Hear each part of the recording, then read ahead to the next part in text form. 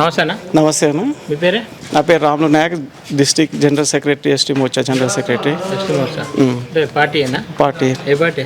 BJP party. BJP. ఎట్లుంది మీ BJP పరిస్థితి? బ్రహ్మాండంగా ఉందండి. కానీ సునీత హవా నడుస్తుంది అంటారు కదా. సునీత హవా లేదండి, మోడీ హవా నడుస్తుంది. మోడీ హవా. సునీత లక్ష్మారెడ్డిది పూర్తి స్థాయి ప్రాంతం మొత్తం ఆమెకి ఆక్యుపై అయిందంటారు. బీఆర్ఎస్ భూస్థాపకం అయింది అది, కాబట్టి దానిలో ఏం లేదండి. ఇప్పుడు ఏంటంటే మనకు మోడీ ప్రభావం ఉంది.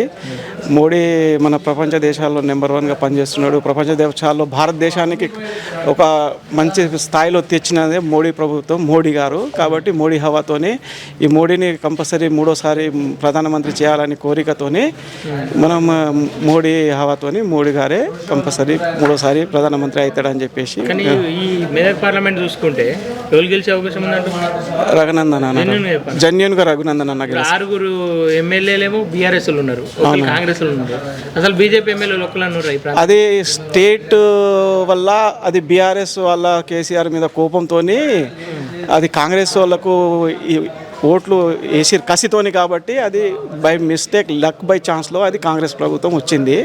కానీ కాంగ్రెస్ ప్రభుత్వం కానీ జెన్యూన్గా చేయాలంటే మనకు మోడీ గారు చాలా నెంబర్ 1గా మన దేశాన్ని ఒక నెంబర్ 1 స్థాయిలో తెచ్చినాడు. ఒక భారతదేశానికి గుర్తింపుగా వచ్చిందంటే మోడీ వల్లనే. కాబట్టి ప్రతి ఒక్క చిన్న పల్లెటూరు స్థాయి నుంచి కూడా మోడీని గుర్తించుకున్నారు. కాబట్టి ఈసారి మోడీని సంబంధించిన పార్లమెంటు సంబంధించిన ఎలక్షన్ కాబట్టి కంపల్సరీ మోడీ హవా నడుస్తుంది. మోడీ కేసు. నర్సాపూర్ మొత్తం మదన్ రెడ్డి ఎప్పుడైతే కాంగ్రెస్లోకి పోయిండో కొంత భాగం నర్సాపూర్ సగానికి ఎక్కువ కాంగ్రెస్లోకి పోయింది, ఇంకో సగం బీఆర్ఎస్లో ఉంది. బీజేపీకి ఓట్ బ్యాంకే లేదని చెప్పేసి అంటారు. ఎట్లా నమ్మారు?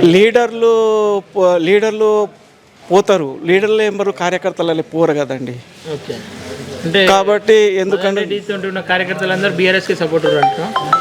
ఇప్పుడు బీఆర్ఎస్ కాంగ్రెస్ ఉన్న వాళ్ళు కూడా బీజేపీకి ఇస్తారు. ఎందుకు వేయాలి బీజేపీకి? అసలు ఒక నెంబర్ 1గా వర్క్ చేస్తున్నారు కాబట్టి, నీతిపరుడైన ప్రధానమంత్రి ఉన్నారు కాబట్టి, ఒక స్కామ్ లేదు, ఒకటి హాలిడే లేదు, కాబట్టి ఒక నిజాయితీగా పనిచేస్తుడు కాబట్టి ఒక మోడీని చూసి వేస్తున్నారు. కానీ ఇదే రఘునందన్ పార్లమెంట్ ఎన్నికల్లో నిలబడుతుంది ఇప్పుడు. అవును.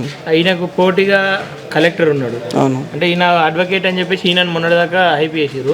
కలెక్టర్ కూడా పెద్ద పొజిషనే కదా.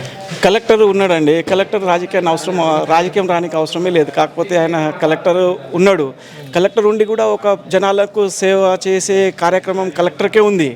కానీ మళ్ళీ రాజకీయంలో వస్తున్నా అంటే ఎందుకు వస్తున్నా అనేది జనాలు అర్థం చేసుకుంటారు, అంతే. ఆయన ప్రభావం ఏం ప్రభావం ఉండదండి. ఏం ప్రభావం? నీలం మధు ముదిరాజు ఆయన సర్పంచ్ క్యాండిడేట్. అది ఓన్లీ ఆయన ఒక నెలలో 3 పార్టీలు మారిండు. ఇంకోటి ఏంటంటే పార్టీలు మారి ఆయన మారితే ప్రజలు కూడా మారాలే కదండి. ఆయన ఓట్ బ్యాంక్ పెరుగుతుంది. యాక్చువల్గా ఏంటంటే ఇప్పుడు కాంగ్రెస్ నడిచింది, కాంగ్రెస్ గెలిచింది కాబట్టి ఆ ప్రభావంతో నీలం మధు అంటున్నాడు. కానీ నీలం మధు కూడా అంత ఇది ఉండదు. వాళ్ళకు ఓటు కాంగ్రెస్కు బీఆర్ఎస్ ఓటు వేసినా కానీ వేస్ట్ అయినట్టే కదండి. కాబట్టి అక్కడ సెంటర్లో ఉండదు, ఇక్కడ స్టేట్లో గెలిచినా కానీ వాళ్ళ వర్క్ ఏం కాదు. కాబట్టి జనాలు కూడా ఆలోచించుకుంటారు, చిన్న జనాలు కూడా ఆలోచించుకుంటారు. మా ఎస్టీలు ఒక 60-70 సంవత్సరాల ముసలోళ్ళైనా కానీ మాకు ఈసారి మోడీకి వేస్తున్నాము. కరోనా వ్యాక్సిన్ వల్ల మాకు ఎస్టీలను గుర్తించిన వాళ్ళు ఏ ప్రధానమంత్రి రాలేడు, ఏ ముఖ్యమంత్రి రాలేడు. ముఖ్యమంత్రి బీఆర్ఎస్ ముఖ్యమంత్రి ఉన్నప్పుడు ఏమన్నాడంటే ఓన్లీ సింపుల్గా తీసి పాడేసిండు. ఒకళ్ళు ఓన్లీ పారాషూటమాల్ వేసుకుంటే తగ్గుతుంది, దానికి భయపడని అవసరం లేదన్నాడు. అదే మోడీ చూసిన ఏంటంటే మనకు వ్యాక్సినేషన్ ఇచ్చేసి ప్రతి తండకు పంపించేసి వ్యాక్సినేషన్ ఇచ్చిండంటే మోడీ వల్ల ఆ గుర్తింపుతోనే ఇప్పుడు మోడీకి వేస్తామంటారు. ఇంకోటి ఏంటంటే లాక్డౌన్ సమయంలో బయట పోయి కూలీ చేసి బతకడం చాలా కష్టమైంది. కాబట్టి ఒక మనిషికి 6 కిలోల బియ్యం ఇచ్చిండు. బియ్యం ప్రతిసారి ఫ్రీగా ఇచ్చిండు. కాబట్టి కనీసం తిని బతుకుతారని చెప్పేసి ఆ ఆలోచనతోనే మనం మోడీకి వేస్తున్నాం అని చెప్పేసి అంటారు.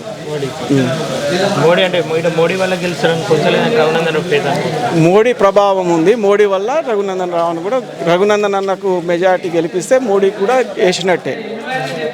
అట్లా. Okay, right.